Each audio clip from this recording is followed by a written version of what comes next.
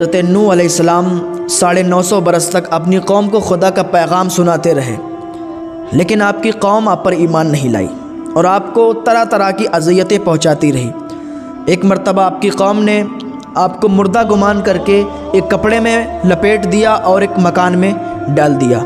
حضرت نوح وہاں سے واپس نکلے، ایک مرتبہ آپ کا گلا دبا دیا، تو طرح طرح کی آپ کو اذیتیں آپ کی قوم دیتی رہی، آپ کو تکلیفیں پہنچاتی رہی۔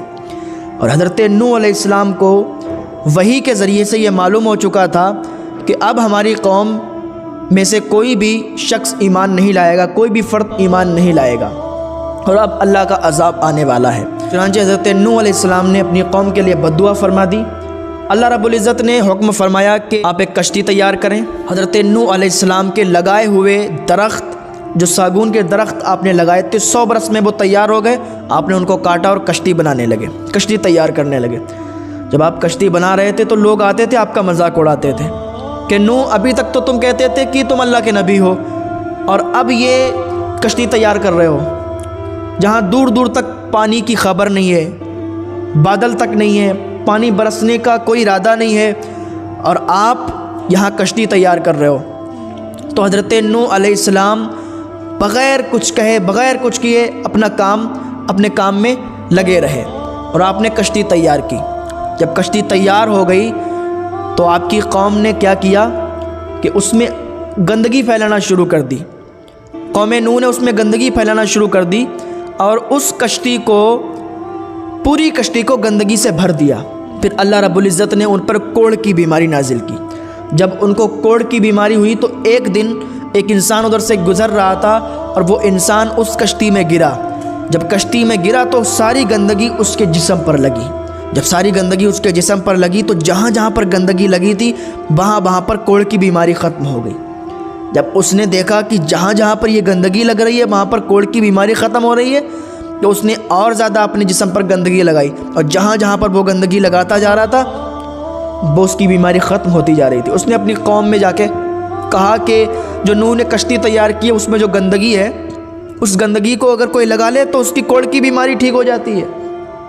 لوگوں کو جب معلوم چلا تو لوگ بھاگتے ہوئے آئے، کیونکہ اللہ رب العزت کو یہ دکھانا تھا کہ تم نے اس میں گندگی کی ہے، تم ہی صاف کرو گے، اور انہوں نے اپنے جسموں پر گندگی لگانا شروع کر دی۔ اتنی گندگی لگائی کہ کشتی کو کھرچ ڈالا، بالکل کشتی صاف ہو گئی۔ اور حضرت نوح علیہ السلام کو یہ معلوم چل گیا تھا کہ آپ کے تنور سے ہی پانی نکلے گا۔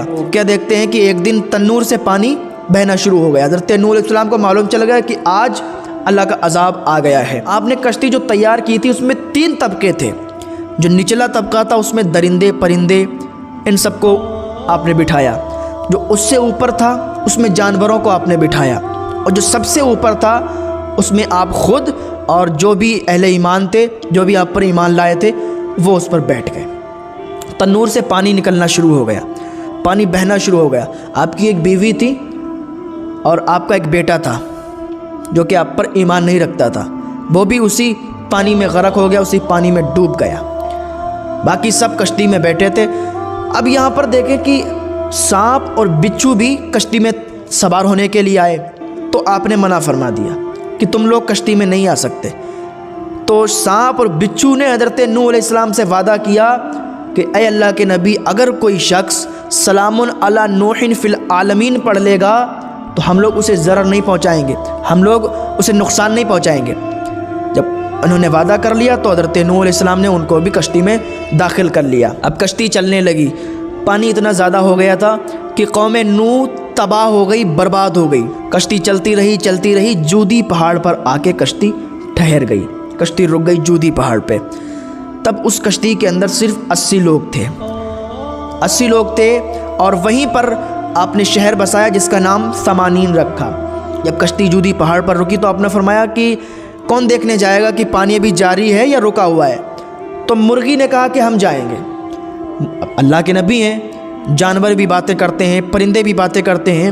مرغی نے کہا کہ ہم جائیں گے اور دیکھ کر آئیں گے کہ پانی نیچے ختم ہوا ہے یا بھی ہے۔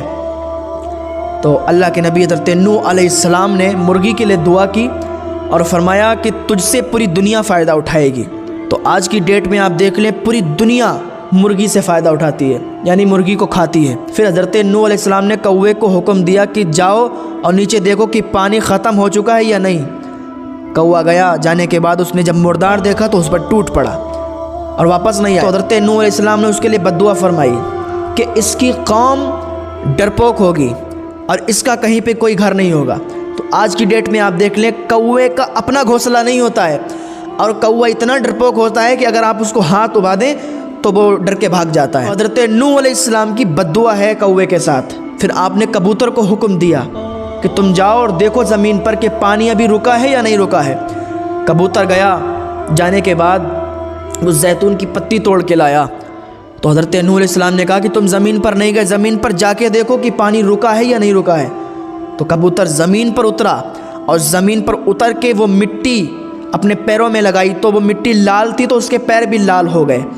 وہ واپس اڑتا ہوا حضرت نوح علیہ السلام کی بارگاہ میں آیا تو حضرت نوح علیہ السلام سمجھ گئے کہ پانی ختم ہو چکا ہے۔ پھر حضرت نوح علیہ السلام نے کبوتر کے لیے دعا کی اور اس کو ایک طبق دیا، یعنی اس کے گلے میں جو چھلا سا ہوتا ہے وہ حضرت نوح علیہ السلام کی دعا کا صدقہ ہے۔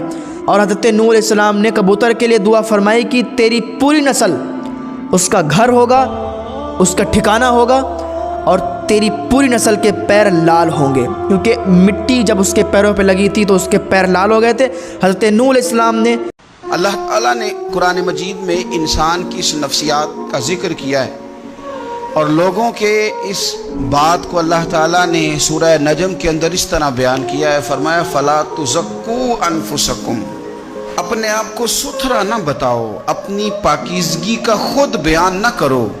فرمایا ہوا اعلم بمن اتقى، اللہ بہتر جانتا ہے پرہیزگاروں کو، اسے پرہیزگاروں کی زیادہ خبر ہے۔ تم نہ بتاؤ کہ جب سے بڑا ہوا ہوں نماز نہیں چھوڑی، تم نہ بتاؤ کہ میں بہن بھائیوں کو میں نے ہی پالا ہے، تم نہ ذکر کرو کہ فلانے کو روٹی میں نے کھلائی ہے، تم یہ بات نہ کرو کہ فلاں آدمی کے ساتھ میں نے نیکی کی تھی۔ ہوا اعلم بمن اتقى، اللہ کو بہتر پتہ ہے متقی کون ہے۔ یہ چیزیں اجر والی